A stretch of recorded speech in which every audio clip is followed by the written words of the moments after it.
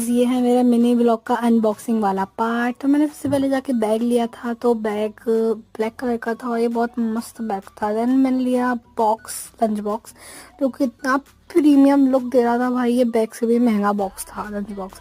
अगर आपको इसके पैसे वगैरह चाहिए और खास ही लिया मैंने, तो आप कमेंट कर दीजिए, मैं आपको बता दूंगी। और ये लंच बॉक्स बहुत ही ज़्यादा सुंदर था, तो मैंने इसे ले ही लिया भैया। इतना मस्त लुक दे रहा था ना भाई, ऐसा लग रहा था मतलब लग्जरियस। देन मैं बॉक्स वाली शॉप पे गई थी, तो मैंने ये सिंपल सा बॉक्स लिया था। मुझे ज़्यादा शौक नहीं है बॉक्स का। पेंसिल वगैरह तो मैं क्या, पेंसिल तो मैं बैग में ही रख लेती हूँ, तो पर मैंने बॉक्स फिर भी क्योंकि मुझे अच्छा लगा था तो मैंने ले लिया। और हम ये सब चीज़ लेके घर पे आ गए। आप लाइक और शेयर कर दीजिएगा और सब्सक्राइब भी कर दीजिएगा।